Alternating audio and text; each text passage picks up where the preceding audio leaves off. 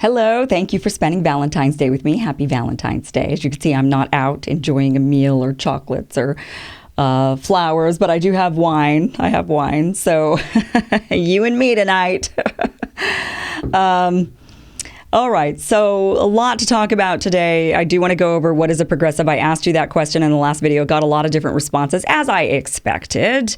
Also, the shutdown looks like it's not going to happen. Trump is going to he's going to sign the spending bill, and he's going to declare a national emergency.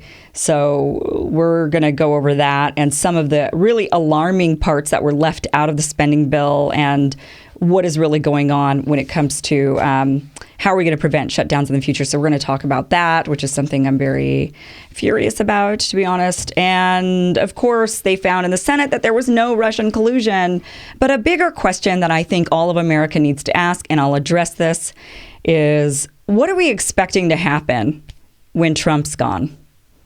That's a question we should really ask ourselves. What do we expect is going to be the new reality of America when he's no longer in office, whether it be he's impeached or he loses or just in another 6 years he's out of office? What do we expect to happen? What is going to be the new America? And I've got some thoughts on that. So we will talk about all of that. But right now, let's go ahead and talk about what does it mean to be a progressive. I got a lot of responses on this, and I expected the variety of responses. I expected to have kind of two groups of people. One group saying it's about the money in politics and taking back our government and getting, it's class warfare in a way, or it's definitely taking, getting all the money out of politics so that the people can actually rule the government. And then on the other hand, I got a lot of chatter about intersectionality, which I had to look up. I always see these fancy words. Everybody throws around these fancy words to make themselves sound really, really smart when it comes to politics. And I personally find it so annoying. I'm just like, use plain language, would you? You don't need to sound smart. Just be smart. How about that? Some of the responses. This person says, someone who is trying to move the country towards social democracy unapologetically. Okay, I don't know exactly what they mean by social democracy. Do they mean democracy for the people, which is like social, or do they mean social justice? I don't know. This one says representatives that actually represent, not enrich themselves with donor money, people who actually legit have a heart for people's struggles and speak forcefully against the establishment. This one says, I'm a progressive because I want my tax money to be spent on government programs for the people like healthcare, education, Green New Deal, and not for war. Here was an interesting little thread, and you should go back and read it on that video.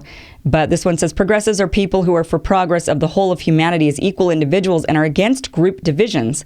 This does not imply traditionally going against the wealthy establishment, but more generally going against any kind of identity politics, whether by wealth, race, gender, religion, etc., that divides people. Progressives are not for any group. Rather, they reject identities in favor of equal individuals and the improvement of the whole of humanity. And this person responded, and they go back and forth for a while. But he said, this person says, I love what you said here, but I don't believe that the majority of people that consider themselves progressives would agree. They are very much into intersectionality and class warfare. Maybe that is just my experiences and everything I see online. I believe in what you said, except possibly I've softened on going against the wealthy establishment. I think if we look at that deeper, we can see that as their wealth increases, the entire nation's wealth rises with it. Not saying the gap of wealth isn't increasing, but I don't think we account for that actuality of what we have very often these days. Okay, that's interesting. First of all, yes, historically, when you look across the globe economically, as capitalism is introduced into economies, the entire wealth of the entire country goes up. There is no doubt about that. But the issue is that you can't have too much of a good thing. Like chocolate cake, right? You can't eat it all day, every day. You're going to get sick and die. Same thing with capitalism. Yes, when capitalism was introduced into these economies, the wealth of the entire nation went up, but there is a breaking point there. And it's about how you manage it, right? It's about, you can't just have unregulated capitalism where very few people end up running off with all of the resources and everyone else is left in squalor. Yes, it is true that even the people in squalor in the capitalistic countries are better off than those who are in squalor in other nations. But when you still end up with this massive division of wealth, you end up with people comparing themselves to the people that they see in their nation. I mean, I don't live in Honduras, right? So yes, if I struggle in America, my struggle is not nearly as severe as the person who's struggling in Honduras. I understand that, but I don't live in Honduras, so I don't see that. What I see is the other people here in this country who are running away with the riches of this country, and that's the problem. So I do agree that when you bring in capitalism and as the economy gets wealthier, that everybody does benefit from that. But we still cannot ignore the fact that the rich are getting wealthier and we are seeing a diminishing middle class.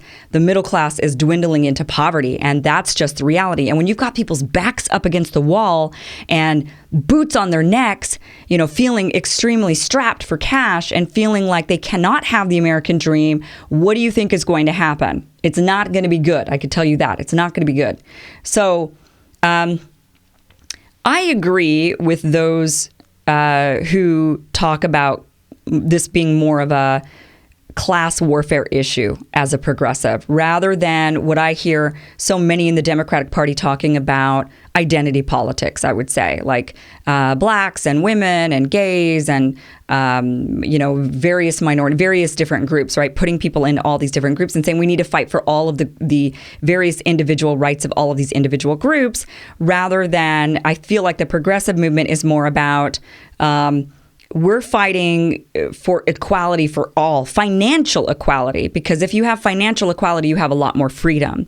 And there's a lot more equality that comes through that financial equality. And, social equality comes with financial equality. And that is just true. As much as people want to say that's not true, people are just racist bigots. And the reason why you can't have wealth is because they're racist and bigoted against you. It's yes and no. And I have this discussion all the time with people. I really firmly believe that racism and bigotry stems from economic competition for economic resources, that is the underlying, whether it be conscious or subconscious, that is the underlying motivation for why people are pointing the finger at others and demeaning them or dehumanizing them. It's because you don't want to compete.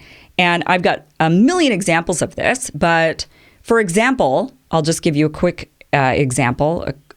Women, okay? So after World War II, during World War II, women were, like Rosie the Riveter, and women were working, and in the workforce, women had a baseball team, right? That was like Major League Baseball was women. League of Her Own, if you ever saw that movie. If you're too young, go watch it. Women were in the workforce and contributing to the economy. When the men came back from World War II, the jobs were taken by the women. So what did the men do? They, at that point, essentially demeaned women and said, you're no longer, you don't belong here. You belong in the kitchen. God says, right? They whip out the book and they say, God says that a woman's place is in the home and you're supposed to be rearing children and in the kitchen. And so women were dehumanized in a way and objectified for sure, and forced into the kitchen and forced into the homes and forced out of the workforce where women were doing quite well. And this was because the men were competing for the economic resources. The men came back and said, well, we need jobs. We can't have the women taking all the jobs because then what's left for us? So that created this hierarchy where it was, okay, the men are going to have all the power and all the money, and we're going to keep women in the kitchen. And now they're going to be subjected to abuses, and there's nowhere for them to turn because they don't make any money. So how are they going to leave their abusive husbands and, X, Y, and Z, and it goes on and on and on. And so this is how women have then tried to get back into the workforce and gain economic equality. And as women have gained economic equality, women have gained equality. Whereas when you look at Europe, what happened after World War II? After World War II in Europe, the women were not forced out of the workforce. In fact, they needed the women because that's where the war was. So they had more death, more destruction. They needed more rebuilding, and they needed more all hands on deck in Europe. So what they did, especially like in Germany, was they kept the women in those jobs. They said, well, you're here. You're doing a great job. Keep going. We need you.